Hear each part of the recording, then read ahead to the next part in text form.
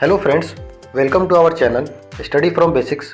इस वीडियो में हम इंग्लिश ग्रामर के एडजेक्टिव पार्ट को बिल्कुल अच्छे से और डिटेल में समझेंगे, जिसमें सभी प्रकार के एडजेक्टिव और उनके एग्जांपल्स को देखेंगे। तो आइए इस वीडियो में हम आगे कंटिन्यू करते हैं। हेलो, इस चैप्टर में मैं कवर करूंगा एडजेक्टिव्स यानी कि विशेषण। एडजेक्टिव्स को हिंदी में बोला जाता है विशेषण। इस चैप्टर को देखने से पहले आपको नाउन और प्रोनाउन दोनों का वीडियो देखना है, क्योंकि एडजेक्टिव वो शब्द हैं जो नाउन और प्रोनाउन की विशेषता बताते हैं। तो अगर आपको नाउन और प्रोनाउन ही नहीं पता होगा क्या होता है तो एडजेक्टिव समझना मुश्किल होगा। इसीलिए पहले नाउन और प्रोनाउन का वीडियो देखें, फिर एडजेक्टिव्स का वीडियो देखें। सबसे पहले देखते हैं एडजेक्टिव होता क्या है। कई बार किसी पर्सन, प्लेस या थिंग जिसको नाउन बोलते हैं उसका ही जिक्र काफी नहीं होता, यह भी बताना पड़ता है कि वो पर्सन, प्लेस या थिंग कैसा होता है। फॉर एग्जाम्पल, मान लीजिए अगर मुझे लाल रंग के संतरे पसंद हैं तो सिर्फ यह कहना काफी नहीं है कि मुझे संतरे पसंद है, मुझे यह भी बताना पड़ेगा कि संतरा लाल रंग का पसंद है मुझे। इसी तरह से अगर मुझे हरे रंग की साड़ी पसंद है या काले रंग के जूते पसंद हैं तो इनमें मुझे सिर्फ जूता कहना काफी नहीं है। जूता है वस्तु, थिंग, मुझे यह भी बताना पड़ेगा कि जूते का रंग क्या है। इसी तरह जो शब्द किसी वस्तु की, किसी व्यक्ति की या किसी प्लेस की विशेषता बताते हैं उन्हें बोलते हैं एडजेक्टिव। एडजेक्टिव वो शब्द हैं जो नाउन या प्रोनाउन की विशेषता बताते हैं। Adjectives are words that describe noun and pronoun. Noun को बोलते हैं संज्ञा, प्रोनाउन को बोलते हैं सर्वनाम। संज्ञा या सर्वनाम की विशेषता कहलाए जाने वाले शब्द हैं एडजेक्टिव्स या विशेषण। अब सवाल यह है कि एडजेक्टिव लगता कहां पे है। कोई अगर मैं सेंटेंस लिखूंगा तो उसमें एडजेक्टिव कहां पे लिखूंगा। जनरली एडजेक्टिव को पहले लिखा जाता है।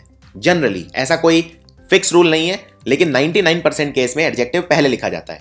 फॉर एग्जाम्पल, अब ये देखिए, मुझे विंटर का मौसम पसंद है। अब मौसम क्या हो गया, कोई चीज हो गई, यानी कोई थिंग। और मौसम की विशेषता कैसी है, मुझे कैसा पसंद है, यानी विंटर। तो विंटर हो गया एडजेक्टिव यानी विशेषण। इसी तरह से मुझे नई पतंग पसंद है या मैंने नई पतंग देखी, तो पतंग क्या हो गई, कोई वस्तु यानी कि थिंग। और इसकी विशेषता क्या है, पतंग कैसी है, नई, तो नई हो गया एडजेक्टिव। इसी तरह से एडजेक्टिव दिखाता है कोई चीज किस तरह की है या कौन सी है या कितनी है। जैसे फॉर एग्जाम्पल, मैंने 2 पेड़ उगाए, वी प्लांटेड 2 ट्रीज। ट्रीज क्या है, कोई वस्तु है, उसकी विशेषता क्या है, मैंने कितने पेड़ उगाए। कौन सा ऐसा शब्द है जो इसकी विशेषता बता रहा है, शब्द है 2, 2, यानी ये है 2 एडजेक्टिव। इसी तरह से हाउ मच, कोई चीज कितनी है, वो भी एडजेक्टिव का काम करती है। फॉर एग्जाम्पल, यह ड्रेस $30 की है, तो यहां पे डॉलर हो गया कोई वस्तु, और 30 क्या है इसकी विशेषता, तो 30 हो गया एडजेक्टिव। अब आपके लिए अभ्यास, आपको यह बताना है इन सेंटेंसेस में एडजेक्टिव कौन सा है। पहला sentence, she dives into the chilly pool. आप ये वीडियो को यहीं पॉज कर सकते हैं और पहले खुद कोशिश कीजिए, उसके बाद एक्सप्लेनेशन देखिए। पहला सेंटेंस है, she dives into the chilly pool. वो एक बहुत ही ठंडे पूल में डाइव करती है, गोता लगाती है, कूदती है। अब इसमें देखिए, she dives into the chilly pool. Pool क्या है, कोई प्लेस है, कोई जगह है, तालाब। और तालाब कैसा है, तालाब है चिली यानी ठंडा, तो तालाब की विशेषता है चिली, तो चिली हो गया एडजेक्टिव।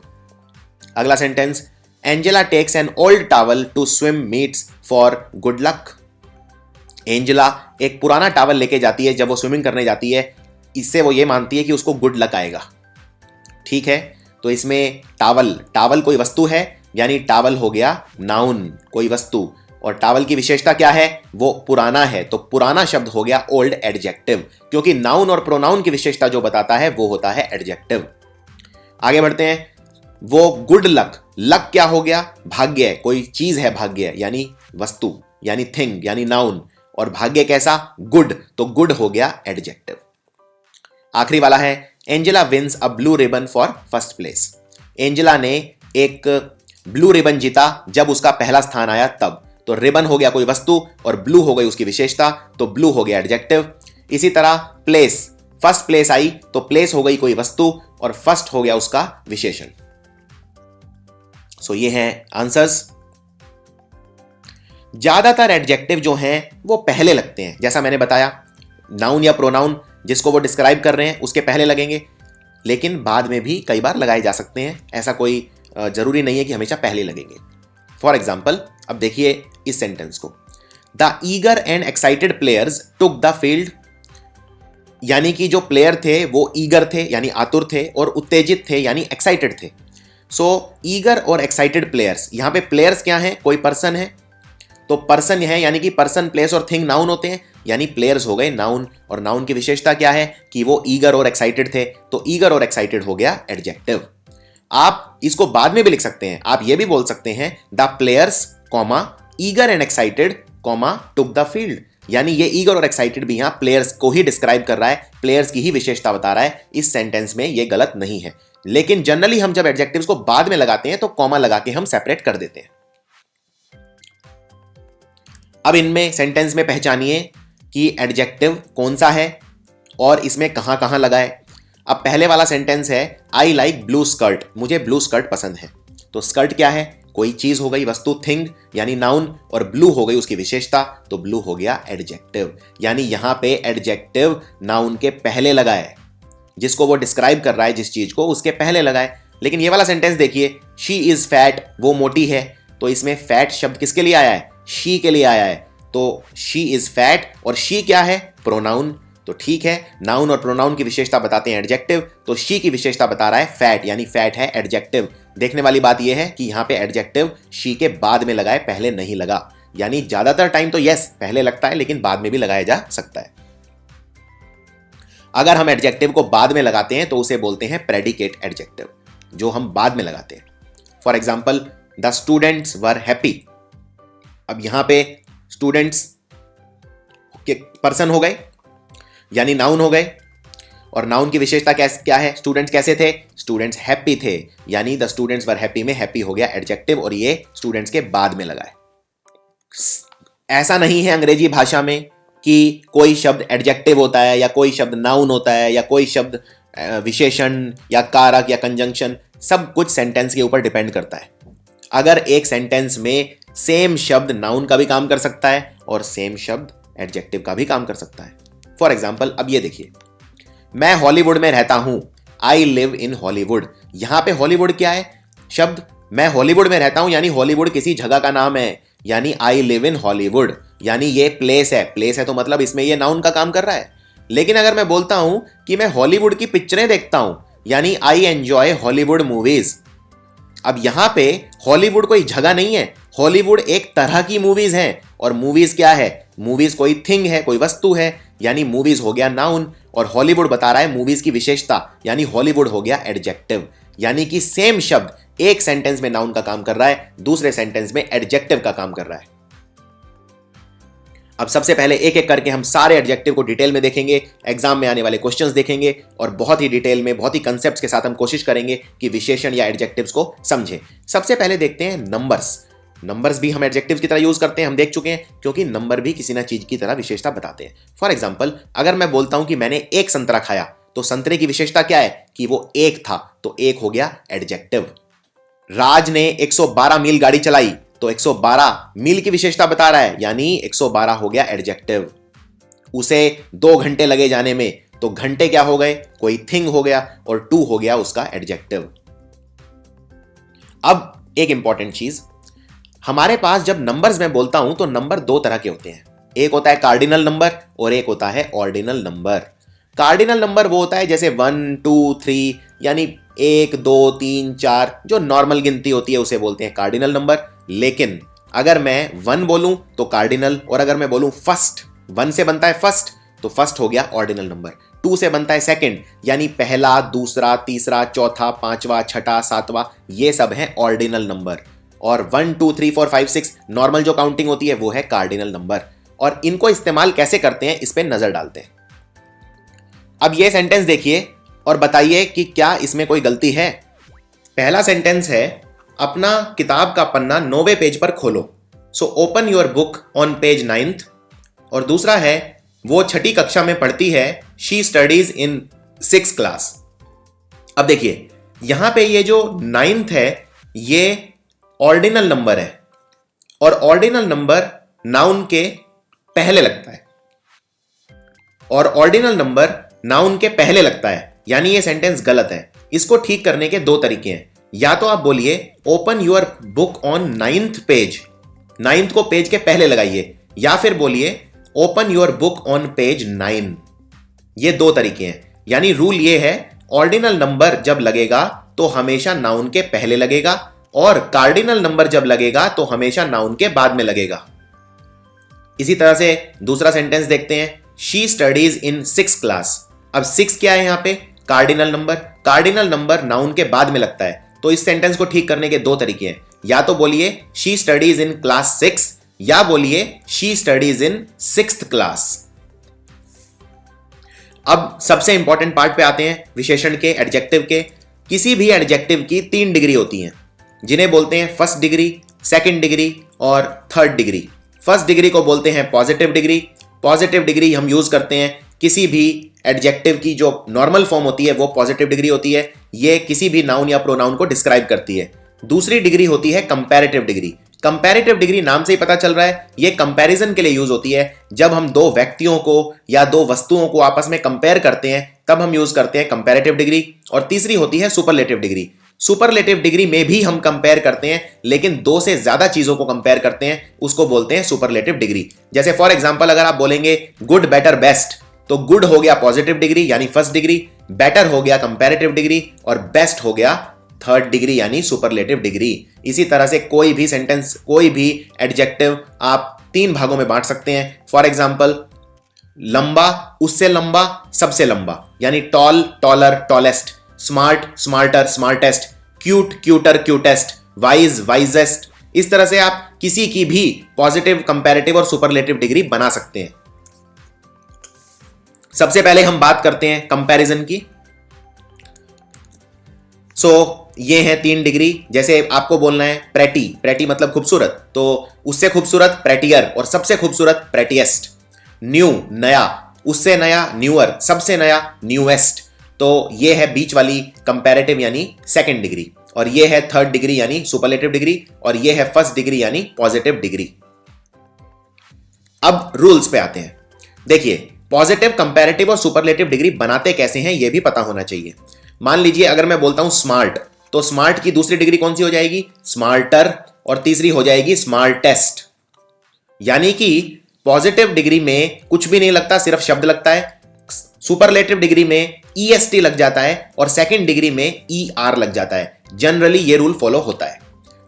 यानी कि कंपैरेटिव डिग्री बनाने में ER का इस्तेमाल करूंगा, जैसे smart, smarter, smartest, cute, cuter, cutest, और सुपरलेटिव बनाने में EST का इस्तेमाल करूंगा। पॉजिटिव डिग्री जैसे दैट कंप्यूटर इज फास्ट, वो कंप्यूटर फास्ट है। लेकिन कंपैरिजन करूंगा तो किसी दूसरे कंप्यूटर के साथ करूंगा। आप बोलेंगे that computer is faster than this computer, यानी वो वाला कंप्यूटर इस वाले कंप्यूटर से फास्ट है। यानी मैं कंपैरिजन कर रहा हूं दो चीजों के बीच में, यानी कंपैरेटिव डिग्री यूज करूंगा। और सुपरलेटिव मतलब जितने भी कंप्यूटर है उनमें ये वाला सबसे तेज है, यानी 2 से ज्यादा चीजों में कंपैरिजन, तो सुपरलेटिव डिग्री यूज करूंगा। अब आपको बताना है इन सेंटेंसेस के अंदर सही क्या आएगा। वीडियो को यहीं रोक दीजिए, पहले खुद ट्राई कीजिए और फिर एक्सप्लेनेशन सुनिए। हर एक में मैंने 2 ऑप्शन दिए हैं। रानी के बाल कैरी के बाल से लंबे हैं, सो रानीज हेयर इज लॉन्गर या लॉन्गेस्ट। अब कंपैरिजन 2 में है तो longer. This room is the dash in the house, यह घर में कमरा सबसे बड़ा है। कमरे अब घर में बहुत सारे हैं, यानी बिगेस्ट। कंपैरिजन 2 से ज्यादा के बीच में हो रहा है। इसी तरह से यह जॉब बहुत हार्ड है, मेरा जो जॉब है बहुत हार्ड है। इसमें मैं अपने जॉब का मुकाबला किसी के साथ नहीं कर रहा हूं, मैं सिर्फ जॉब की विशेषता बता रहा हूं। यानी कोई 2 जॉब्स के बीच में कंपैरिजन नहीं है, यानी हार्ड होगा, सिर्फ हार्डर नहीं होगा। माई अंकल इज ओल्डर या ओल्डेस्ट देन माई मदर, मेरे अंकल मेरी मदर से उम्र में बड़े हैं, तो 2 लोगों के बीच कंपैरिजन है तो आप यूज करेंगे older. She told the funny या फनीएस्ट स्टोरी, उसने सबसे फनी स्टोरी सुनाई, यानी 2 से ज्यादा के बीच में कंपैरिजन है, यानी फनीएस्ट स्टोरी। अब एक और इंपॉर्टेंट कंसेप्ट, कई बार ऐसा संभव है कि आप ER और EST लगा के सेकंड और थर्ड डिग्री ना बना पाए। बहुत सारे शब्द ऐसे हैं। फॉर एग्जाम्पल मान लीजिए शब्द है ब्यूटीफुल। अब आपको बोलना है कि कोई दूसरी लड़की ज्यादा ब्यूटीफुल है, तो क्या आप ब्यूटीफुलर बोल सकते हैं? नहीं, आप बोलेंगे मोर ब्यूटीफुल। या कम ब्यूटीफुल है तो क्या बोलेंगे? Less beautiful. यानी कि दूसरा डिग्री बनाने के लिए आप इस्तेमाल करते हैं मोर या लेस का। इसी तरह से थर्ड डिग्री बनाने के लिए आप इस्तेमाल करते हैं मोस्ट और लीस्ट का। अगर आपको बोलना है कोई सबसे खूबसूरत है तो आप बोलेंगे मोस्ट ब्यूटीफुल। इसी तरह कोई सबसे कम खूबसूरत है तो आप बोलेंगे लीस्ट ब्यूटीफुल, लेकिन आप ब्यूटीफुलेस्ट नहीं बोल सकते। तो कई बार शब्द में खुद परिवर्तन संभव नहीं है। शब्द के अंदर आप ER और EST लगा के सेकंड और थर्ड डिग्री नहीं बना सकते। उस सेंस में आप यूज करेंगे मोर, लेस, मोस्ट और लीस्ट। इसके कुछ एग्जांपल देखते हैं। फॉर एग्जांपल, डिलीशियस मतलब होता है स्वादिष्ट। अगर आप बोलना चाहते हैं खाना स्वादिष्ट है तो आप बोलेंगे फूड इज डिलीशियस। अगर आप दो खाने को कंपेयर करते हैं, ये वाला खाना दूसरे वाले से ज्यादा डिलीशियस है तो आप बोलेंगे मोर डिलीशियस। और सबसे डिलीशियस है, सबसे स्वादिष्ट खाना है तो आप बोलेंगे मोस्ट डिलीशियस। इसी तरह से अगर कोई चीज सहायक है तो हेल्पफुल है, कम हेल्पफुल है तो लेस हेल्पफुल, और सबसे कम है तो least helpful. Exciting, less exciting, least exciting, beautiful, more beautiful, most beautiful, intelligent, more intelligent, most intelligent. इस तरह से मोर और लेस यूज करेंगे हम सेकंड डिग्री बनाने के लिए, और मोस्ट और लीस्ट यूज करेंगे थर्ड डिग्री बनाने के लिए। इसी तरह से कुछ और शब्द देखते हैं। जैसे शब्द है स्मार्ट, तो स्मार्ट का तो आपने ER और EST लगा के बना दिया, smarter, smartest, tall, taller, tallest, cute, cuter, cutest. लेकिन ब्यूटीफुल और एक्साइटिंग में क्या लगाएंगे? मोर, लेस और मोस्ट या लीस्ट। अब देखते हैं कुछ थोड़े से डिफिकल्ट लेवल के डिग्री। ये बहुत ही अलग तरीके के हैं। इनको अच्छे से याद कर लीजिए। कम से कम 5 मिनट लगा के इस स्लाइड को अच्छे से याद करना है आपको। ये थोड़े से मुश्किल लेवल के हैं, ये अलग हैं, इनमें कोई रूल अप्लाई नहीं होता। ये थोड़े अलग हैं, इनमें कोई भी रूल अप्लाई नहीं होता। जैसे गुड, गुड का बनता है बेटर और बेस्ट। इसी तरह वेल, वेल का भी बनता है बेटर और बेस्ट। तो गुड हो या वेल हो, दोनों के सेकंड और थर्ड डिग्री हैं बेटर और बेस्ट। इसी तरह से बैड, बैड मतलब बुरा, बैड या इल, इल मतलब बीमार, दोनों के सेकंड और थर्ड डिग्री होते हैं वर्स और वर्स्ट। बैड, वर्स, वर्स्ट, इल, वर्स, वर्स्ट। इसी तरह लिटल मतलब छोटा, लिटल का बनता है लेस और लीस्ट। मैनी और मच का सेकंड डिग्री बनता है मोर और मोस्ट, और ये बहुत ही ज्यादा इंपॉर्टेंट है। लगभग 70% क्वेश्चन इसी पे बेस्ड रहते हैं, मैनी, मोर और मोस्ट। और हम देख चुके हैं मोर और मोस्ट लगा के, जैसे मोर ब्यूटीफुल, मोस्ट ब्यूटीफुल। तो मैनी और मच का दोनों का सेकंड डिग्री है मोर और मोस्ट। शब्द होता है लेट, लेट के 2 बनते हैं, लेटर और लेटर, और सुपरलेटिव बनता है लेटेस्ट और लास्ट। इसी तरह फार, फार का बनता है फारदर, फारदेस्ट। ओल्ड का बनता है, 2 पॉसिबिलिटी हैं ओल्ड में, एक बनता है ओल्डर और ओल्डेस्ट, और दूसरा है एल्डर और एल्डेस्ट। तो इसको अच्छे से याद कीजिए पहले, क्योंकि हम इन सब में डिफरेंसेस देखेंगे, क्या फर्क है। For example later versus latter, many versus much, इस तरह के कई सारे केसेस एग्जाम में बनते हैं, फारदर वर्सेस फर्दर एटसेट्रा। सो शुरू करते हैं। अब बताइए इनमें से कौन सा ठीक है। Which of these 2 ships can move faster, या which of these 2 ships can move the fastest. मेरे पास 2 जहाज हैं और मैं पूछना चाहता हूं इनमें से ज्यादा तेज कौन सा है। ज्यादा तेज जहाज कौन सा चलता है समुद्र में, तो मैं कैसे बोलूंगा? Which of these 2 ships can move faster, या which of these 2 ships can move the fastest. अब शिप कितने हैं? 2। तो 2 में कंपैरिजन जब होता है तो मैं कौन सी डिग्री यूज करता हूं? Second degree. तो यहां पे क्या यूज करोगे आप? फास्ट, फास्टर, फास्टेस्ट, यानी सेकेंड डिग्री है फास्टर। सो आंसर है ए। लेकिन अगर मेरे पास 3 जहाज हैं तो मैं क्या बोलूंगा? Which of these 3 ships can move the fastest, क्योंकि अब कंपैरिजन 2 से ज्यादा के लिए ही हो रहा है। सुपरलेटिव डिग्री लगाने के लिए कम से कम 3 चीजें मुझे चाहिए, कम से कम 3 हो तो मैं सुपरलेटिव लगा सकता हूं, 2 से ज्यादा के लिए मैं सुपरलेटिव लगा सकता हूं। अब आपको 2 सेंटेंस दिखाऊंगा, आप बताइए इनमें गलती क्या है।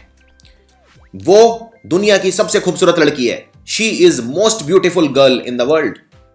और दूसरा, मैं अपनी क्लास में बेस्ट हूं, I am best in my class. क्या इनमें आपको कोई गलती नजर आती है? थोड़ा सा विचार कीजिए, वीडियो को यहीं रोक दीजिए और कोशिश कीजिए। देखिए इनमें गलती यह है, जब भी मैं सुपरलेटिव डिग्री लगाऊंगा, ये रूल लगा लीजिए, ये बिल्कुल इंपॉर्टेंट रूल है, ये वायलेट नहीं हो सकता। सुपरलेटिव डिग्री वाले शब्द के पहले हमेशा लगता है दा, तो इसमें दा नहीं लगाया हुआ है। अब यहां पे मोस्ट ब्यूटीफुल क्या है? थर्ड डिग्री है। Beautiful, more beautiful, most beautiful, यानी मोस्ट ब्यूटीफुल है थर्ड डिग्री, और थर्ड डिग्री के पहले हमेशा दा लगता है। तो इसमें होगा she is the most beautiful girl in the world, और इसमें होगा आई एम द बेस्ट, क्योंकि बेस्ट क्या है यहां पे? गुड, बेटर, बेस्ट, यानी बेस्ट थर्ड डिग्री है। थर्ड डिग्री के पहले हमेशा लगेगा द। तो ये रूल है, always use the before a superlative degree. So इनके आंसर हो गए, she is the most beautiful girl in the world and I am the best in my class. अगला रूल देखते हैं। जब भी मैं दो चीजों में कंपैरिजन करता हूं तो कंपैरेटिव डिग्री के पहले लगता है द और बाद में लगता है ऑफ। इसी तरह अगर मैं दो से ज्यादा के बीच में कंपैरिजन करता हूं और एक को चूज करता हूं, ध्यान से सुनिए ये रूल, पहले मैं रिपीट कर देता हूं। अगर मैं दो चीजों के बीच में कंपैरिजन करता हूं और उनमें एक को चूज करना है मुझे दो में से, तो मैं डिग्री यूज करूंगा कंपैरेटिव, क्योंकि कंपैरिजन दो के बीच में हो रहा है, लेकिन मैं कंपैरिजन से पहले दा लगाऊंगा और कंपैरिजन के बाद में ऑफ लगाऊंगा। इसी तरह अगर मैं दो से ज्यादा चीजों के बीच में कंपैरिजन कर रहा हूं और मुझे एक को चूज करना है, तो मैं सुपरलेटिव डिग्री के पहले दा लगाऊंगा, बाद में ऑफ लगाऊंगा। आइए इसका उदाहरण देखते हैं, क्योंकि हर रूल उदाहरण से ही क्लियर होता है। मान लो दो भाई हैं और मुझे बोलना है, अब दो भाई के बीच में मैं कंपैरिजन करना चाहता हूं, दोनों भाई को कंपेयर कर रहा हूं और मेरे को दोनों में से एक चूज करना है। तो मैं बोलूंगा, मान लो ए वाला भाई मुझे ज्यादा अच्छा लगता है, ए वाला भाई ज्यादा अच्छा है, तो मैं बोलना चाहता हूं ए वाला बेटर है। अब दो में कंपेयर कर रहा हूं तो मैं शब्द क्या यूज करूंगा, कंपैरेटिव डिग्री यूज करूंगा, क्योंकि दो में कंपैरिजन हो रहा है। दो में कंपैरिजन हो रहा है तो मैं सेकंड डिग्री यूज करूंगा, तो गुड बेटर बेस्ट यानी मैं बेटर यूज करूंगा। तो मैं बोलूंगा ही is the better of the two brothers, यानी अब इसमें बेटर के पहले मैंने लगाया है द और बाद में लगाया है ऑफ। इसी तरह जब मैं दो से ज्यादा को कंपेयर करूंगा तो मैं कौन सी डिग्री यूज करूंगा, थर्ड डिग्री, तो गुड बेटर बेस्ट यानी मैं बेस्ट यूज करूंगा। तो तीन भाई हैं, दो से ज्यादा हैं, यानी बेस्ट यूज करूंगा, बेस्ट से पहले लगेगा द और बाद में लगेगा ऑफ। तो मैं लिखूंगा ही is the best of the three brothers, यानी कि जब मुझे दो में कंपैरिजन करना होता है तो मैं सेकंड डिग्री यूज करता हूं, पहले लगता है द, बाद में लगता है ऑफ, अगर मुझे दो में से एक को चूज करना है तो। और अगर मुझे तीन में कंपैरिजन करना है दो से ज्यादा में, तो मैं थर्ड डिग्री यूज करूंगा और पहले लगेगा द, बाद में लगेगा ऑफ, अगर मुझे एक को चूज करना है तो। आइए इसके कुछ और उदाहरण देखते हैं। She is the smartest of all the girls.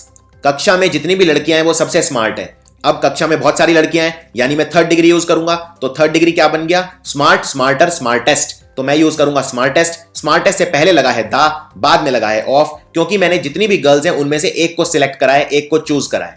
इसी तरह से ही is the tallest of all the boys in the class. Class में जितने भी लड़के हैं उनमें वो सबसे लंबा है, सो ही इज द टॉलेस्ट। मैं थर्ड डिग्री यूज करूंगा, पहले लगेगा द, बाद में लगेगा ऑफ, और मैं यूज करूंगा टॉलेस्ट, क्योंकि मैंने जितने भी लड़के हैं क्लास में उनमें से ही उसको एक को चूज किया है। लेकिन अगर मान लो दो भाई हैं और मुझे बोलना है दोनों में एक कोई चूज करके कि वो वाला ज्यादा लंबा है, तो दो हैं तो मैं यूज करूंगा सेकंड डिग्री, यानी टॉल, टॉलर, टॉलेस्ट, यानी मैं यूज करूंगा टॉलर, पहले लगेगा द, बाद में लगेगा ऑफ, और मैं एक को चूज करूंगा ही। So he is the taller of the two brothers. So अब आई होप आपको ये रूल एकदम क्लियर हो गया होगा। अब एक और रूल, कंपैरेटिव डिग्री बनाने के लिए जब मैं कंपैरिजन करता हूं तो सेकंड डिग्री के साथ या तो मैं देन का इस्तेमाल करता हूं या मैं टू का इस्तेमाल करता हूं। फॉर एग्जाम्पल, अगर मुझे बोलना है कि मैं तुमसे ज्यादा अच्छा हूं, तो आप बोलेंगे I am better than you. मैं तुमसे ज्यादा स्मार्ट हूं, आई एम स्मार्टर देन यू, यानी मैंने सेकंड डिग्री के बाद देन लगाया है, देन लगता है सेकंड डिग्री के बाद। इसी तरह टू भी लगता है सेकंड डिग्री के बाद। कुछ शब्द ऐसे हैं जो एग्जाम में बार बार पूछे जाते हैं, वो क्यों, क्योंकि इनके साथ देन नहीं लगता, इनके साथ टू लगता है। वैसे तो बहुत सारे शब्द हैं, लेकिन आपके लेवल के लिए ये चार आपको याद रखने हैं। एग्जाम में इन चारों के अलावा और शब्द नहीं पूछे जाते। ये चार शब्द हैं सीनियर, जूनियर, सुपीरियर और इंफीरियर। इनके साथ देन नहीं लगेगा, इनके साथ टू लगेगा, इस बात का ध्यान रखना है। फॉर एग्जाम्पल, अगर आपको बोलना है मैं तुमसे ज्यादा सुपीरियर हूं, आप बोलेंगे I am superior to you. आप ये नहीं बोलेंगे I am superior than you, वो गलत हो जाएगा। I am superior to you. Superior, inferior, junior और सीनियर के साथ टू लगता है, देन नहीं लगता है। फॉर एग्जाम्पल, अगर आपको किसी को बोलना है मैं तुमसे ज्यादा सीनियर हूं, तो आप बोलेंगे I am senior to you. आप ये नहीं बोलेंगे I am senior than you. अब इसमें बताइए क्या आएगा। मैंने आपको एक फिल इन द ब्लैंक दिया है, I am smarter and taller dash you. अब देखिए स्मार्टर के साथ क्या लगता है, देन। जो मैंने आपको चार शब्द बताए हैं, सुपीरियर, इंफीरियर, जूनियर और सीनियर, सिर्फ उनके साथ टू लगेगा। अगर उनके साथ कोई भी और शब्द है तो देन लगेगा। यानी स्मार्टर उन चारों शब्दों में नहीं आता, तो स्मार्टर के साथ देन लगेगा, और टॉलर के साथ भी क्या लगता है, देन। तो दोनों के साथ जब सेम ही लगेगा तो यहां फिल इन द ब्लैंक में भी सेम शब्द आ जाएगा। इसी तरह से अगर आपको किसी को बोलना है मैं तुमसे ज्यादा जूनियर हूं लेकिन तुमसे फिर भी सुपीरियर हूं, तो अब जूनियर के साथ क्या लगता है, टू, और सुपीरियर के साथ टू, तो यहां पे क्या आ जाएगा, टू। लेकिन प्रॉब्लम आएगी इस तरह के सेंटेंस में। अब इसमें बताइए क्या आएगा, मैं तुमसे ज्यादा स्मार्ट भी हूं और सुपीरियर भी हूं। अब इसमें प्रॉब्लम यह है कि यहां पे मैं फिल इन द ब्लैंक में क्या भरूं, क्योंकि स्मार्टर के साथ तो लगता है देन और सुपीरियर के साथ लगता है टू, तो दोनों अलग अलग हो गए, यानी मैं यहां पे क्या भरूं अब, तो यहां पे आप वो भरेंगे जो उसके साथ आएगा। फॉर एग्जाम्पल यहां पे दोनों में अलग अलग है तो दोनों लगाएंगे, आप बोलेंगे I am smarter than and superior to you. अगर दोनों के साथ अलग अलग लग रहे हैं, एक के साथ देन दूसरे के साथ टू, तो आपको दोनों लगाने पड़ेंगे। इसी तरह से नीचे वाला देखिए, इसमें मैंने सुपीरियर को पहले लिख दिया, स्मार्टर को बाद में लिख दिया। सुपीरियर के साथ लगता है टू और स्मार्टर के साथ लगता है देन, तो आप यहां पे दोनों लिखेंगे। इस वाले फिल इन द ब्लैंक में आप भरेंगे देन, क्योंकि ये स्मार्टर के साथ लग रहा है, और यहां पे आप लिखेंगे टू, तो ये पूरा सेंटेंस हो जाएगा I am superior to and smarter than you. अब इसमें बताइए क्या आएगा, I am taller and senior dash you. इस वाले फिल इन द ब्लैंक में क्या भरेंगे और इस सेंटेंस को ठीक कैसे करेंगे। सो टॉलर के साथ लगता है देन और सीनियर के साथ लगता है टू, तो यहां पे फिल इन द ब्लैंक में तो टू आएगा, लेकिन टॉलर के बाद लगता है देन, तो यहां देन भी आएगा, यानी ये पूरा सेंटेंस होगा I am taller than and senior to you. अगला रूल देखते हैं, जब हम किसी नाउन या प्रोनाउन की दो क्वालिटी कंपेयर करते हैं, यानी अब मैं दो नाउन या प्रोनाउन को आपस में कंपेयर नहीं कर रहा, मैं दो वस्तुओं को आपस में कंपेयर नहीं कर रहा, एक ही वस्तु की दो क्वालिटी को आपस में कंपेयर कर रहा हूं। तो जब मैं एक ही वस्तु की दो क्वालिटी को आपस में कंपेयर करता हूं, उनमें मैं मोर प्लस पॉजिटिव डिग्री लगाऊंगा, कंपैरेटिव डिग्री नहीं लगाऊंगा। मैं रिपीट कर देता हूं, मान लो अगर मैं दो व्यक्तियों की तुलना करता हूं, मान लो मैं अपनी तुलना आपसे कर रहा हूं कि मैं तुमसे ज्यादा स्मार्ट हूं, तो मैं बोलूंगा आई एम स्मार्टर देन यू। बिल्कुल ठीक है, I am smarter than you, लेकिन यहां पे कंपैरिजन दो व्यक्तियों का हो रहा है या दो वस्तुओं का हो रहा है। मैं यहां पे कंपैरिजन दो व्यक्ति या दो वस्तुओं का नहीं कर रहा, मैं यहां पे एक ही व्यक्ति की या एक ही वस्तु की दो क्वालिटी कंपेयर कर रहा हूं। उस केस में मैं सेकंड डिग्री नहीं लगाऊंगा, मैं लगाऊंगा मोर प्लस पॉजिटिव डिग्री। ये रूल है, यानी मैं फर्स्ट डिग्री लगाऊंगा और फर्स्ट डिग्री के साथ मैं यूज करूंगा मोर शब्द का इस्तेमाल। फॉर एग्जाम्पल मान लो कोई बच्चा है और वो क्यूट भी है और स्मार्ट भी है, तो उसमें आप कैसे लिखोगे, he is cuter than smart या he is more cute than smart. अब यहां पे बच्चा एक ही है और बच्चे की दो क्वालिटी कंपेयर कर रहा हूं, यानी दिखने में वो काफी मासूम है यानी क्यूट है, और वो तेज भी है यानी स्मार्ट भी है, लेकिन वो क्यूट ज्यादा है, वो मासूम ज्यादा है। तो एक ही बच्चे की दो क्वालिटी कंपेयर कर रहा हूं, यानी सेकंड डिग्री नहीं लगाऊंगा, मैं क्या लगाऊंगा, मोर प्लस फर्स्ट डिग्री। तो cute, cuter, cutest, cute second degree हो गई क्यूटर और थर्ड डिग्री हो गई क्यूटेस्ट, तो मैं यूज करूंगा मोर प्लस फर्स्ट डिग्री, तो आंसर है first, he is more cute than smart. अब इनमें बताइए क्या आएगा, मान लीजिए कोई लड़की है और वो लंबी भी है और वो खूबसूरत भी है, लेकिन लंबी ज्यादा है। आपको यह बोलना है कि वो लंबी ज्यादा है, खूबसूरत कम है। आप मतलब उसकी दो क्वालिटी आपस में कंपेयर कर रहे हैं, लेकिन लड़की एक ही है। तो जब लड़की एक ही है और दोनों की सेम क्वालिटी कंपेयर कर रहे हैं, तो आप क्या यूज करेंगे, more plus first degree, more plus positive degree. तो इसका आंसर क्या होगा, she is more tall than beautiful या she is taller than beautiful. इसका आंसर होगा she is more tall than beautiful. अब एक और इंपॉर्टेंट रूल देखते हैं जो अक्सर रिपीट होता है।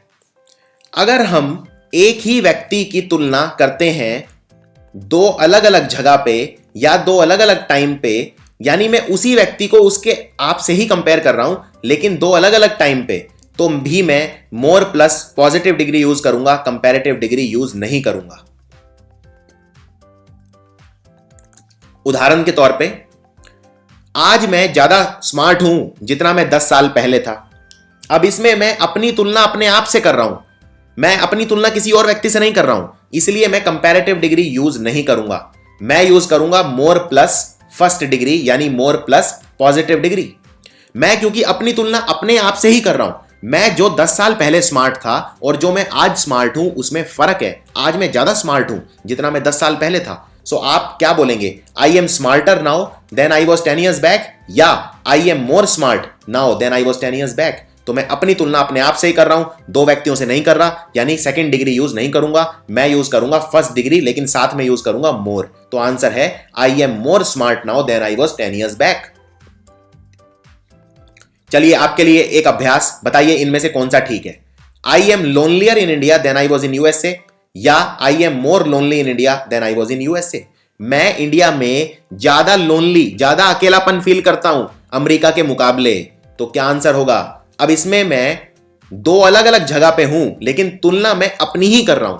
मैं इंडिया में भी लोनली हूं, अमेरिका में भी लोनली हूं, लेकिन इंडिया में ज्यादा लोनली हूं, यानी अपनी तुलना अपने आप से ही कर रहा हूं, जो मैं इंडिया में हूं और जो मैं अमेरिका में था। यानी मैं यूज करूंगा I am more plus first degree, यानी I am more lonely in India than I was in USA is the answer. अब देखते हैं एक बहुत ही डिफिकल्ट रूल। अगर मान लो एक कैटेगरी है, जैसे मान लो जूते हैं बहुत सारे, तो जूते एक कैटेगरी हो गई जिसमें बहुत सारे जूते होंगे। इसी तरह अगर कोई कवि है तो कवियों की एक कैटेगरी हो गई जिसमें बहुत सारे कवि होंगे। तो एक कैटेगरी में जब मैं किसी एक व्यक्ति को बाकी से कंपेयर करता हूं, तब मैं उसे बाकियों से अलग करने के लिए अदर शब्द का इस्तेमाल करता हूं, वरना रेपिटेशन हो जाएगी। देखते हैं इस रूल का मतलब क्या है। मैं बोलना चाहता हूं कि दुनिया में जितने भी बल्लेबाज हैं, सचिन उनमें सबसे अच्छा है। तो मैं इसको कैसे लिखूंगा? Sachin is better than all the cricketers in the world, या Sachin is better than all the other cricketers in the world. अब देखिए, ये है एक कैटेगरी, इसके अंदर ये बहुत सारे बैट्समैन हैं, बहुत सारे। इसमें मुझे सचिन को अलग करके दिखाना है, तो मैं बाकियों से सचिन को अलग करूंगा, यानी अदर का इस्तेमाल करूंगा। मैं ये नहीं बोल सकता कि सचिन दुनिया के जितने भी बल्लेबाज हैं उनसे सबसे अच्छा है, क्योंकि दुनिया के जितने भी बल्लेबाज हैं उनमें सचिन खुद शामिल है। तो सचिन की तुलना मैं सचिन से ही नहीं कर सकता। मुझे यह कहना पड़ेगा कि सचिन दुनिया के बाकी सब बल्लेबाजों से अच्छा है, यानी मुझे बाकी शब्द चाहिए, और बाकी शब्द को अंग्रेजी में बोलते हैं अदर। इसलिए मुझे बोलना पड़ेगा Sachin is better than all the other batsman in the world, या other cricketers in the world. चलिए ये सेंटेंस बताइए देख के, और मुझे बताइए क्या ये ठीक है या गलत है। ये आए हुए एग्जाम्स का क्वेश्चन है। अब देखिए सेंटेंस है, Shakespeare is better than all the writers in the history of English literature, यानी इंग्लिश भाषा के जितने भी कवि हुए हैं आज तक इतिहास में, शेक्सपियर सबसे अच्छा हुआ है। तो Shakespeare is better than all the writers in the history of English literature. तो ये सेंटेंस गलत है। गलत क्यों है? क्योंकि मान लो ये एक कैटेगरी है, इसमें जितने भी इंग्लिश राइटर हैं वो सारे हैं। अब मुझे शेक्सपियर को अलग करके दिखाना है, तो शेक्सपियर को मैं अलग कैसे करूंगा? मैं ये नहीं बोल सकता कि शेक्सपियर जितने भी राइटर हुए हैं उनमें सबसे अच्छा है, क्योंकि जितने भी राइटर हुए हैं उनमें शेक्सपियर अपने आप खुद शामिल है, यानी शेक्सपियर की तुलना में शेक्सपियर से ही नहीं कर सकता। मुझे कहना पड़ेगा शेक्सपियर बाकी जितने भी राइटर हैं उन सबसे अच्छा है, यानी बाकी शब्द इसमें मिसिंग है। यानी मैं बोलूंगा शेक्सपियर इज बेटर देन, यानी मैं इसके अंदर बोलूंगा Shakespeare is better than all the other writers in the history of Indian English literature. तो अदर शब्द मिसिंग था इसके अंदर, यह गलती थी। अगला रूल देखते हैं। एक तरीका कंपेयर करने का और होता है, और वो ये, हम एनी अदर का इस्तेमाल कर सकते हैं। फॉर एग्जाम्पल, पिछले वाले सेंटेंस में मैं ये भी बोल सकता हूं कि शेक्सपियर इतिहास के किसी भी राइटर से अच्छा है, या फिर सचिन तेंदुलकर दुनिया के किसी भी बल्लेबाज से अच्छा है। तो किसी भी के लिए अंग्रेजी में शब्द होता है एनी अदर, लेकिन एक अटेंशन आपको पे करनी है, एनी अदर के साथ सिंगुलर नाउन लगेगा, प्लूरल नाउन नहीं लगेगा। For example, Shakespeare is better then any other writer in the history of English literature. यह सेंटेंस बिल्कुल ठीक है, लेकिन इसमें एक शब्द पे नजर मारिए, एनी अदर के साथ मैंने राइटर लिखा है, राइटर्स नहीं लिखा है। तो एनी अदर के साथ सिंगुलर लगता है, इस बात का आपको ध्यान रखना है। चलिए यह सेंटेंस देखिए, क्या इसमें कोई गलती है? Sachin is better then any other cricketer in the world. Sachin दुनिया में किसी भी बल्लेबाज से अच्छा है। Sachin is better then any other cricketer in the world, ये बिल्कुल ठीक है, इसमें कोई गलती नहीं है, क्योंकि एनी अदर के साथ लगा है क्रिकेटर, ना कि क्रिकेटर्स। एनी अदर के साथ सिंगुलर लगता है, एक वचन लगता है। एक इंपॉर्टेंट रूल, कभी भी दो कंपैरेटिव डिग्री को या दो सेकंड डिग्री को एक साथ मत लगाइए, सेंटेंस गलत हो जाएगा। और ये बहुत कॉमन गलती है जो लोग करते हैं। अब इससे पहले मैं आगे बढ़ूं, मैनी और मच की सेकंड डिग्री क्या थी? मोर। और थर्ड डिग्री क्या थी? मोस्ट। तो इसमें मोर सेकंड डिग्री है एक तरह से, क्योंकि मैनी और मच है फर्स्ट डिग्री, मैनी और मच का सेकंड डिग्री होता है मोर और थर्ड डिग्री होता है मोस्ट। तो मोर हो गया सेकंड डिग्री। अब मुझे यह बताइए, क्या ये दोनों सेंटेंस ठीक हैं? मैं तुमसे ज्यादा लंबा हूं, आई am more taller than you. मैं तुमसे ज्यादा स्मार्ट हूं, आई am more smarter than you. क्या ये दोनों ठीक हैं? अब देखिए, देखते हैं कि ये ठीक है या गलत है। इसमें टॉलर क्या है? टॉलर सेकंड डिग्री है, टॉल, टॉलर, टॉलेस्ट। और ये मोर क्या है? इसमें ये मोर भी तो सेकंड डिग्री है, क्योंकि मैनी और मच का सेकंड डिग्री होता है मोर। अब इसमें दो सेकंड डिग्री एक साथ लगा रखी है, यानी ये सेंटेंस गलत है, क्योंकि रूल ये बोलता है दो सेकंड डिग्री एक साथ नहीं लग सकती। तो इसको ठीक कैसे करूं? मोर हटा दो, इतना काफी है। I am taller then you, खत्म, मैं तुमसे ज्यादा लंबा हूं, मोर की जरूरत नहीं है। इसी तरह से आई am more smarter than you, ये भी गलत है, क्योंकि स्मार्ट, स्मार्टर, स्मार्टेस्ट, स्मार्टर हो गई सेकंड डिग्री, मैनी का हो गया मोर सेकंड डिग्री। तो दो सेकंड डिग्री फिर से एक साथ लगा दी, यानी इसका आंसर होगा I am smarter than you, more की जरूरत नहीं है। अब कुछ ऐसे शब्द बताता हूं जिनके साथ सेकंड डिग्री और थर्ड डिग्री लग ही नहीं सकता। ना तो इनके साथ सेकंड डिग्री लगेगा, ना थर्ड डिग्री लगेगा। और वो क्यों नहीं लगेगा? क्योंकि आप जानते हो सेकंड डिग्री में यूज करता हूं दो चीजों में कंपैरिजन के लिए, और सुपरलेटिव में यूज करता हूं तीन चीजों में, यानी दो से ज्यादा चीजों में कंपैरिजन के लिए। इन चीजों में कंपैरिजन संभव ही नहीं है। फॉर एग्जाम्पल, अगर मेरे पास दो गिलास हैं और एक गिलास कम भरा हुआ है और दूसरा गिलास ज्यादा भरा हुआ है, यहां तक भरा हुआ है, और पहला गिलास कम भरा हुआ है, क्या मैं ये बोल सकता हूं कि glass 1 is more empty than glass 2, कि ग्लास एक पहले वाले से ज्यादा एम्प्टी है? नहीं बोल सकता, क्योंकि एम्प्टी का मतलब क्या होता है? बिल्कुल खाली। और जो चीज बिल्कुल खाली हो वो कम खाली और ज्यादा खाली कैसे हो सकती है? इसी तरह एम्प्टी शब्द के साथ मोर एम्प्टी और लेस एम्प्टी का कोई सेंस ही नहीं बनता। इसी तरह से वैक्यूम, क्या मैं ये बोल सकता हूं कि मेरे कमरे में वैक्यूम ज्यादा है आपके कमरे की बजाय? नहीं बोल सकता, क्योंकि वैक्यूम का मतलब होता है जहां पे हवा बिल्कुल ही नहीं होती। तो जहां पे हवा बिल्कुल ही नहीं होती वहां कम हवा और ज्यादा हवा का कोई सेंस ही नहीं है। इसी तरह से परफेक्ट, क्या मैं ये बोल सकता हूं कि मेरा वो वाला दोस्त ज्यादा परफेक्ट है, ये वाला कम परफेक्ट है? नहीं बोल सकता, क्योंकि परफेक्ट का मतलब ही होता है जो एकदम 100% होता है, उसको बोलते हैं परफेक्ट। तो उसमें कम परफेक्ट और ज्यादा परफेक्ट की कोई गुंजाइश ही नहीं है। इसी तरह ये शब्द एग्जाम में बार बार रिपीट होते हैं, इनमें मैं ये नहीं बोल सकता कि ये वाला कम है दूसरे वाला ज्यादा है। इन शब्दों के साथ सेकंड डिग्री और थर्ड डिग्री नहीं लगा सकता। ये शब्द हैं empty, vacuum, circular, triangle, square, यानी जो शेप होती हैं, everlasting, perfect, final, last, unique, supreme और इम्पॉसिबल। अब जैसे कई लोग बोलते हुए गलती करते हैं कि मेरे दो दोस्त हैं और जो दूसरे वाला है वो ज्यादा यूनिक है। यूनिक का मतलब होता है जिसके जैसा कोई दूसरा ना हो दुनिया में। तो जिसके जैसा कोई दूसरा दुनिया में है ही नहीं, आप उसको उससे कंपेयर कैसे कर सकते हैं? यानी यूनिक के साथ भी मोर unique, most unique, less unique, ये शब्द में नहीं लगा सकता। फॉर एग्जाम्पल, अब इसकी प्रैक्टिस करते हैं।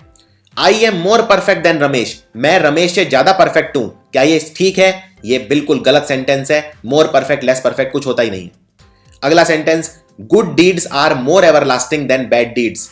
एवरलास्टिंग मतलब क्या होता है? जो अनंत काल तक चले। अब जो चीज अनंत काल तक चलेगी, यानी जब तक दुनिया है इंफिनिटी तक चलेगी, वो कम और ज्यादा कैसे हो सकती है? तो ये सेंटेंस भी गलत है। हां, आप ये बोल सकते हैं good deeds are more lasting, लेकिन ये नहीं बोल सकते good deeds are more everlasting.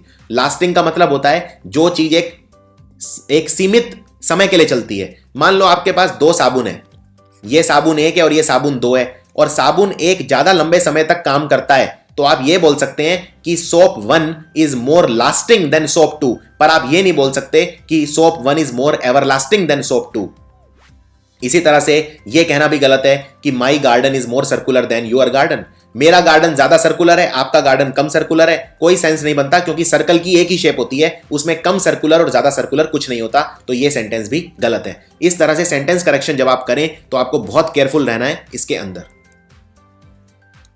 So for example, ये मैंने एक एग्जाम्पल आपको बताया था कि दो गिलास है मेरे पास, तो क्या मैं ये बोल सकता हूं this glass is more empty than the one next to it?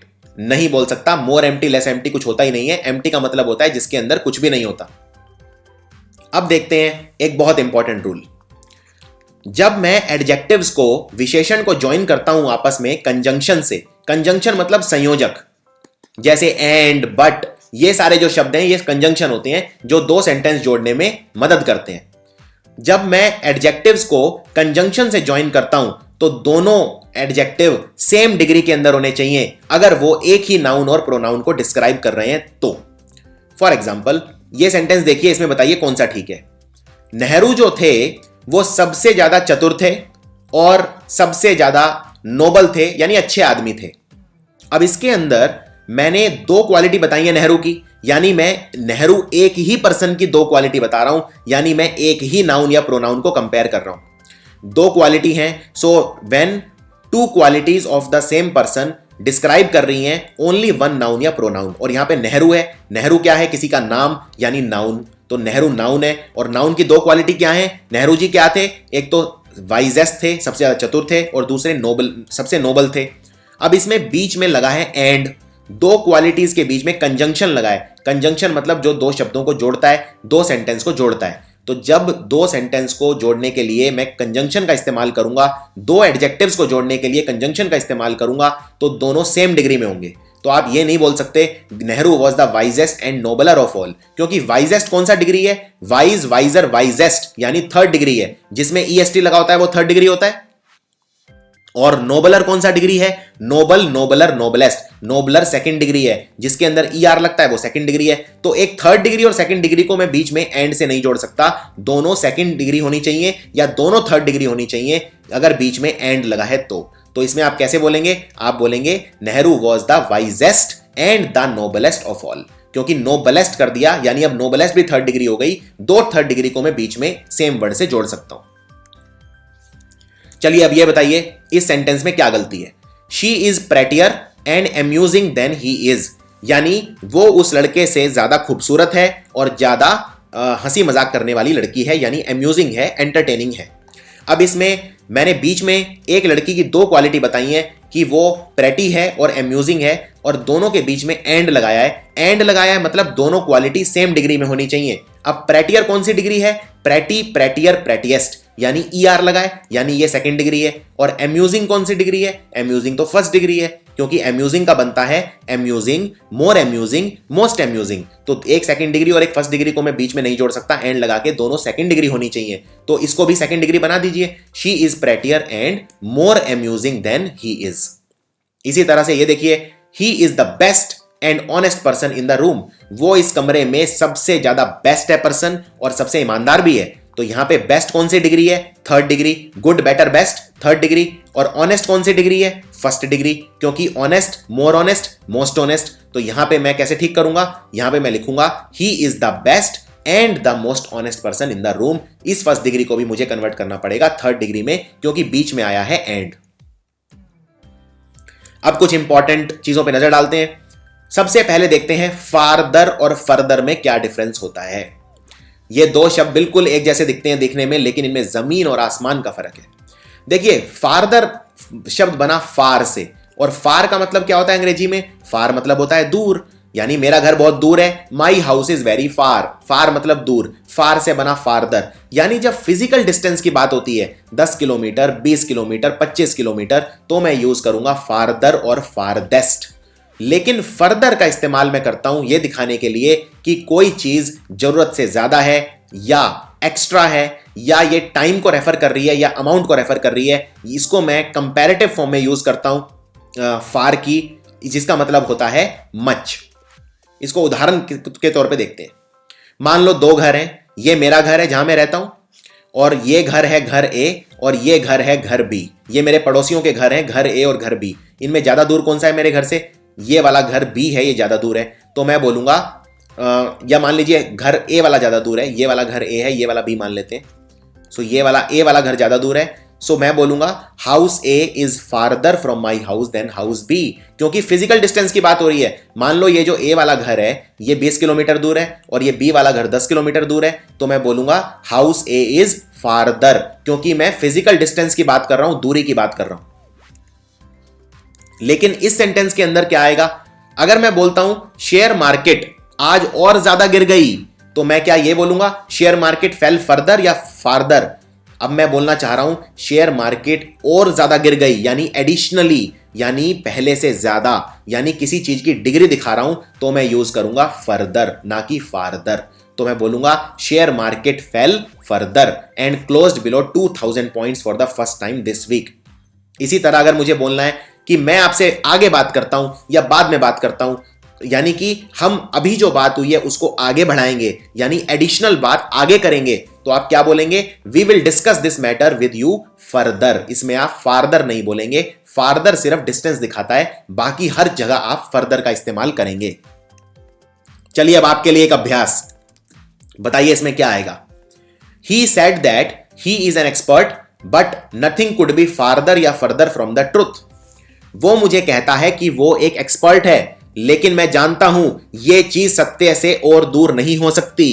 अब जब मैं बोल रहा हूं कि सत्य से और दूर नहीं हो सकती, कहने का मतलब वो झूठ बोल रहा है, यानी वो झूठा है। वो कहता है कि वो एक्सपर्ट है, लेकिन यह चीज और ज्यादा सत्य से दूर नहीं हो सकती, यानी वो सत्य से बहुत ज्यादा दूर है, यानी वो झूठा है। अब जब सत्य से मैं दूरी बता रहा हूं तो यह कोई फिजिकल दूरी नहीं है कि 10 किलोमीटर दूर है या 20 किलोमीटर दूर है, इसलिए मैं यूज करूंगा फर्दर, ना कि फार्दर। अब देखते हैं एक इंपॉर्टेंट रूल।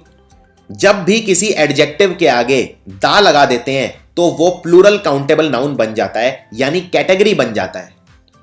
फॉर एग्जाम्पल, अगर आपको बोलना है गरीब लोग, इस सेंटेंस को ध्यान से देखिए। आई हेल्प पुअर पीपल, यानी मैं गरीब लोगों की मदद करता हूं। आई हेल्प पुअर पीपल, यहां पे पीपल क्या है? पीपल है नाउन। पर्सन, प्लेस या थिंग नाउन होते हैं, तो पीपल हो गया नाउन, क्योंकि ये पर्सन के अंदर आता है। और पीपल कैसे हैं? पीपल है गरीब, यानी गरीब हो गया एडजेक्टिव। नाउन की विशेषता कौन बताता है? एडजेक्टिव बताता है। अब एडजेक्टिव के आगे अगर मैं दा लगा दूं, यानी पुअर शब्द है एडजेक्टिव, पुअर के आगे अगर मैं दा लगा दूंगा तो इसका मतलब हो जाएगा पुअर पीपल, यानी गरीब लोग। इसको इंग्लिश में दो तरीके से लिख सकते हो, या तो लिखो पुअर पीपल या लिखो क्वालिटी के आगे दा लगा के दा पुअर। दा पुअर का मतलब है पुअर पीपल। सो आप ये भी लिख सकते हैं आई हेल्प द पुअर। यहां पे आपको ये लिखने की जरूरत नहीं है I help the poor people, या तो लिखो पुअर पीपल या लिखो दा पुअर। इसी तरह अगर आपको बोलना है अमीर लोग, तो या तो बोलो रिच पीपल या बोलो दा रिच, क्योंकि रिच यहां पे एडजेक्टिव है और एडजेक्टिव के आगे जब दा लग जाता है तो वो कैटेगरी बन जाती है। दा रिच मतलब जितने भी अमीर लोग हैं वो, या तो बोलो रिच पीपल या बोलो दा रिच। इसी तरह अगर कोई इंटेलिजेंट लोग हैं, या तो बोलो इंटेलिजेंट पीपल या बोलो दा इंटेलिजेंट, एक ही बात है। चलिए अब आपके लिए एक अभ्यास, बताओ इस सेंटेंस में कोई गलती है या नहीं। The rich should help the poors, अमीर लोगों को गरीब लोगों की मदद करनी चाहिए। The rich should help the poors. अब इसमें द रिच मतलब क्या है? रिच लोग। और गरीब लोग, गरीब लोगों को लिखने का दो तरीके हैं, या तो बोलो पुअर पीपल या पुअर के आगे दा लगा दो, तो क्या बन गया? The poor. तो यहां पे लिखा है द पुअर्स, द पुअर्स नहीं, ये होगा द पुअर। तो आंसर होगा the rich should help the poor. अब कुछ ऐसे शब्द हैं जिनमें कंपैरेटिव डिग्री होती ही नहीं है, उनमें दो डिग्री होती हैं, या तो पॉजिटिव या सुपरलेटिव, सेकंड डिग्री उनमें बनती ही नहीं है। ये 5 शब्द हैं ऐसे, जैसे टॉप। टॉप मतलब ऊपर, टॉप मोस्ट मतलब सबसे ऊपर, लेकिन इसमें कंपैरेटिव डिग्री है ही नहीं। इसी तरह दिशाओं का जो ज्ञान होता है, दिशा, नॉर्थ, ईस्ट, वेस्ट, साउथ, इनमें भी या तो सिर्फ पॉजिटिव डिग्री होती है, जैसे नॉर्दर्न, नॉर्दर्न मतलब उत्तरी, सदर्न मतलब दक्षिणी, ईस्टर्न मतलब पूर्वी, वेस्टर्न मतलब दक्षिणी। तो इनके सिर्फ सुपरलेटिव डिग्री होते हैं, जिनको बोलते हैं नॉर्दर्न का बनेगा नॉर्दर्न मोस्ट, सदर्न का बनेगा सदर्न मोस्ट, ईस्टर्न का बनेगा ईस्टर्न मोस्ट और वेस्टर्न का बनेगा वेस्टर्न मोस्ट। इनमें सेकंड डिग्री अवेलेबल नहीं है। अब देखते हैं एक बहुत इंपॉर्टेंट केस, लेटर और लेटर में क्या फर्क होता है। लेटर और लेटर दोनों ही सेकंड डिग्री हैं लेट की। लेट के 2 सेकंड डिग्री बनते हैं, एक लेटर और दूसरा लेटर, और थर्ड डिग्री बनते हैं जिनको बोलते हैं या तो लेटेस्ट या लास्ट। ये हम देख चुके हैं। अब लेटर और लेटर में क्या फर्क है? लेटर मतलब होता है बाद में और लेटर मतलब होता है बाद वाला। ये फर्क है। जैसे मान लो अगर मैं आपको बोलता हूं कि मैं आपसे बाद में बात करता हूं, तो मैं क्या बोलूंगा? I will talk to you later, यानी LATER, यानी लेटर मतलब बाद में। लेकिन अगर मैं बोलता हूं बाद वाला तो मतलब लेटर। और ये जो शब्द है लेटर, ये फॉर्मर शब्द का एकदम उल्टा शब्द है। फॉर्मर मतलब पहले वाला, लेटर मतलब बाद वाला। फॉर एग्जाम्पल अब ये सेंटेंस देखिए, between captain and major the latter is the higher rank. Captain और मेजर ये दो पद होते हैं सेना के अंदर, इनमें ज्यादा ऊंची रैंक कौन सी है? अब मैंने लिखा है, पहले लिखा है कैप्टन, बाद में लिखा है मेजर, और मैं बोल रहा हूं the latter is the higher rank, यानी बाद वाली, यानी मेजर ज्यादा ऊंची रैंक होती है तो latter is the higher rank. Latter मतलब बाद वाली, यानी मैंने दो चीजें लिखी हैं, पहले वाली है कैप्टन यानी फॉर्मर, और बाद वाली है लेटर यानी मेजर, यानी मेजर जो है वो ज्यादा बड़ी रैंक है। इसी तरह से अगर मैं बोलता हूं कोई चीज अंत के नजदीक है तो भी मैं बोलूंगा लेटर। फॉर एग्जाम्पल ये जो किताब है इसका जो क्लाइमैक्स है यानी किताब की जो एंडिंग है वो मुझे बहुत पसंद है, तो मैं बोलूंगा my favourite is the latter part of the book. Latter मतलब बाद वाला यानी एंड वाला पार्ट, और लेटर का मतलब होता है टाइम, बाद में। जैसे for example she arrived an hour later than expected, वो 1 घंटा लेट आई, she arrived an hour later. तो लेटर हमेशा टाइम दिखाता है, मैं आपसे बाद में बात करूंगा, I will talk to you later, so I will talk to you later. अब आपके लिए एक अभ्यास, ये जो सेंटेंस है, अभ्यास से पहले एक सेंटेंस बताता हूं, बिल्कुल क्लियर हो जाएगा। In Agra I saw the tomb of Akbar and the Taj Mahal. जब मैं आगरा गया तो मैंने 2 चीजें देखी, एक तो देखा मैंने अकबर का मकबरा यानी टॉम्ब ऑफ अकबर, और दूसरा मैंने देखा ताजमहल यानी द ताजमहल। इसमें मैं कहना चाह रहा हूं, although the former is near my house but the latter is my favourite. जो फॉर्मर वाला है वो मेरे घर के नजदीक है, लेकिन जो लेटर वाला है वो मेरा फेवरेट है। लेटर वाला LATTER, यानी इसमें 2 चीजें लिखी हैं, एक तो है टॉम्ब ऑफ अकबर 1 और दूसरा ताजमहल। पहले कौन सा लिखा है? पहले लिखा है टॉम्ब ऑफ अकबर, और बाद में क्या लिखा है? ताजमहल। तो फॉर्मर वाला नजदीक है मेरे घर के, यानी मेरे घर के नजदीक क्या है? टॉम्ब ऑफ अकबर या ताजमहल? मेरे घर के नजदीक है टॉम्ब ऑफ अकबर, लेकिन मेरा फेवरेट कौन सा है? द लेटर यानी बाद वाला, यानी ताजमहल मेरा फेवरेट है। सो आगरा में मैंने 2 चीजें देखी, tomb of Akbar and the Taj Mahal. The former is near my house but the latter और ताजमहल इज माई फेवरेट। अब देखते हैं ऑर्डर ऑफ एडजेक्टिव्स। एडजेक्टिव बहुत सारी चीजें बता सकते हैं, जैसे क्वांटिटी बता सकते हैं, क्वालिटी बता सकते हैं, साइज बता सकते हैं, age, shape, colour, nationality, material और पर्पस। तो इनका जो ऑर्डर रहेगा वो रहेगा ये, इसी ऑर्डर में आपको लिखना है एडजेक्टिव्स का। सबसे पहले किसी चीज की क्वालिटी, और ये मैं तब बता रहा हूं जब एडजेक्टिव सारे प्रेजेंट हो। तो कैसे डिसाइड करें कि कौन सा एडजेक्टिव पहले लगेगा? फॉर एग्जाम्पल मान लीजिए आपके पास एक कुर्सी है और कुर्सी की 2 क्वालिटी हैं, एक कुर्सी लंबी है और दूसरी कुर्सी काले रंग की है। तो आप क्या बोलेंगे कि मेरे पास ब्लैक लॉन्ग चेयर है या लॉन्ग ब्लैक चेयर है? तो क्या बोलेंगे, पहले कौन सा क्वालिटी लिखेंगे? तो ये होता है ऑर्डर ऑफ एडजेक्टिव। ये आपको ये बताएगा पहले कौन सी क्वालिटी लिखते हैं। सबसे पहले लिखते हैं किसी भी चीज की क्वांटिटी, यानी वो चीज कितनी है या उस चीज का नंबर कितना है। दूसरा लिखते हैं क्वालिटी या ओपिनियन कैसा है, यानी वो चीज खूबसूरत है, बदसूरत है, क्या ओपिनियन क्या है आपका उसके बारे में। फिर लिखते हैं उसका साइज, फिर लिखते हैं एज, फिर लिखते हैं शेप, फिर लिखते हैं कलर, फिर लिखते हैं उसकी नेशनलिटी यानी कौन से देश की है वो, फिर लिखते हैं किस मटेरियल की बनी है, और आखिर में लिखते हैं उसका काम क्या है यानी पर्पस क्या है। सो इसको 5 मिनट लगा के अच्छे से याद कर लीजिए कौन सी चीज पहले लिखते हैं, फिर मैं क्वेश्चन का अभ्यास करवाऊंगा। अब बताइए इनमें से क्या आंसर होगा। I bought a beautiful long diamond wedding ring या I bought a long beautiful diamond wedding ring, इसमें आंसर क्या होगा? कौन सा ज्यादा ठीक है? मैंने एक डायमंड वेडिंग रिंग खरीदी, हीरे की अंगूठी खरीदी शादी के लिए, तो शादी क्या हो गया? पर्पस। डायमंड क्या हो गया? मटेरियल। लॉन्ग हो गया साइज, और ब्यूटीफुल हो गया मेरा ओपिनियन कि वो कैसी है? ब्यूटीफुल है। तो इसमें आंसर क्या होगा?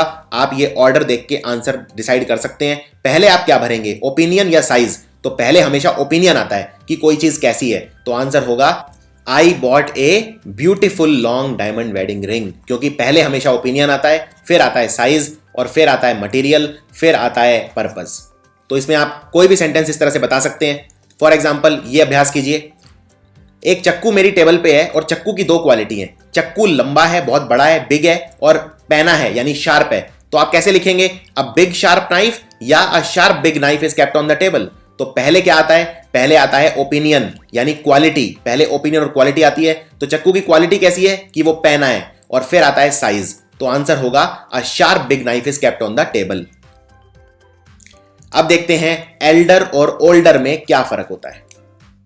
देखिए अंग्रेजी में शब्द होता है ओल्ड, ओल्ड की सेकंड डिग्री होती है एल्डर और सेकंड डिग्री ओल्डर भी होती है और थर्ड डिग्री बन जाती है ओल्डेस्ट और एल्डेस्ट।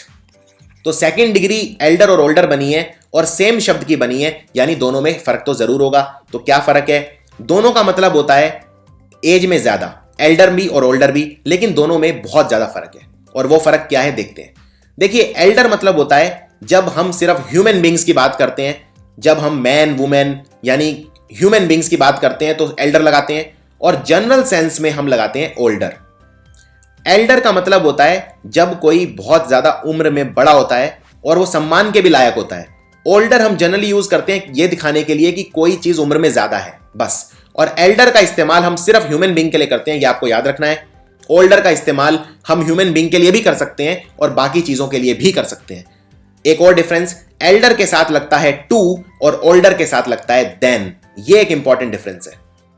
फॉर एग्जाम्पल, अब ये देखिए, लाल किला इंडिया गेट से ज्यादा पुरानी इमारत है, तो इसमें आप यूज करेंगे ओल्डर, इसमें एल्डर यूज नहीं करेंगे, क्योंकि एल्डर तो सिर्फ ह्यूमन बींग्स के लिए लगता है। यहां पे आप इमारतों की बात कर रहे हैं, यानी वस्तुओं की बात कर रहे हैं, प्लेस की बात कर रहे हैं, सो आप यूज करेंगे older building. Red Fort is an older building than the India gate.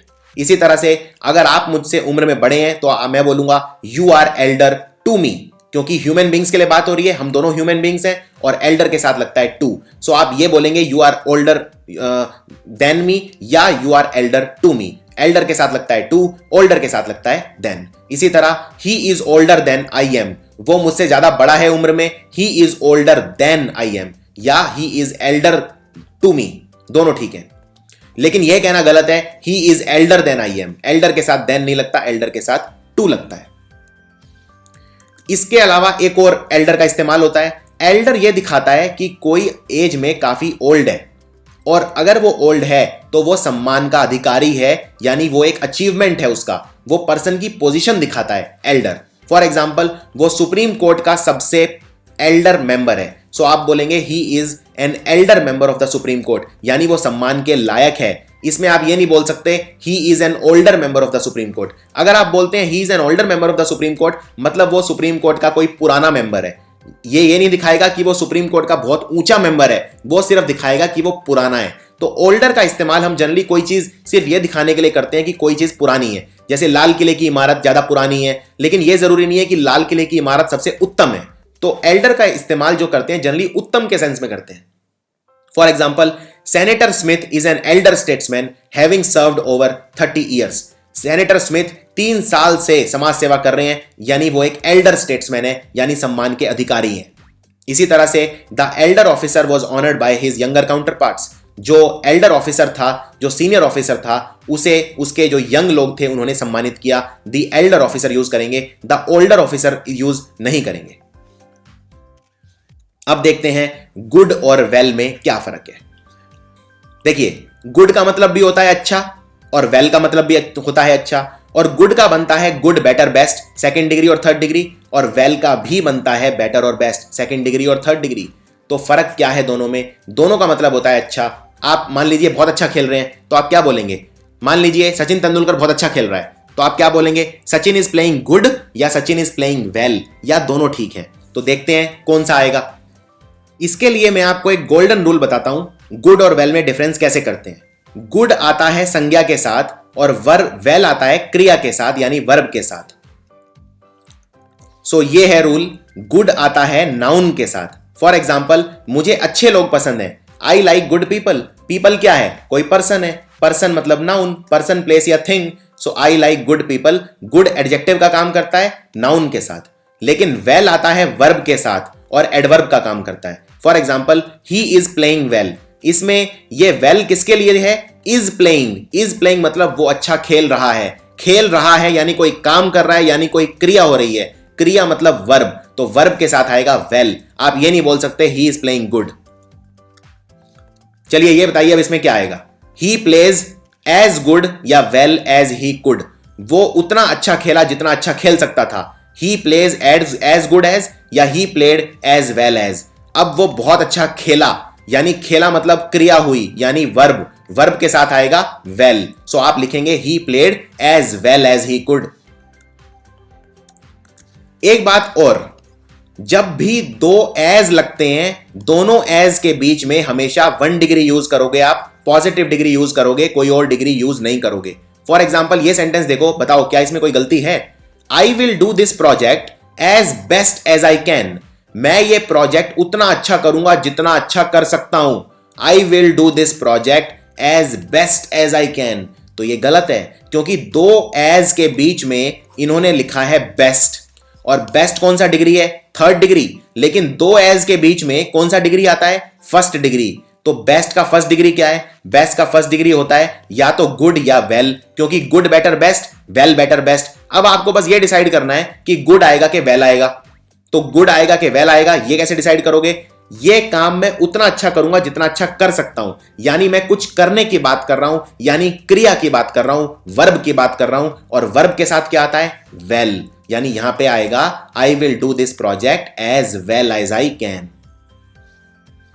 अब देखते हैं लिटिल और फ्यू में क्या फर्क होता है। फ्यू लगता है काउंटेबल नाउन के आगे और लिटिल लगता है अनकाउंटेबल नाउन के आगे। अब काउंटेबल और अनकाउंटेबल नाउन क्या होते हैं, इसके लिए पहले आप नाउन वाला वीडियो देख लीजिए, आपको बिल्कुल क्लियर हो जाएगा।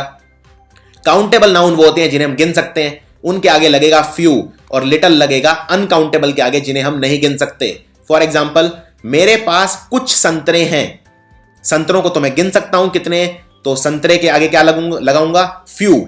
I have few oranges. इसी तरह अगर मैं बोलता हूं उस लड़की के पास बुद्धि कम है, तो बुद्धि को तो मैं गिन नहीं सकता, बुद्धि कितनी है, तो मैं बोलूंगा she has little wisdom. Wisdom मतलब बुद्धि।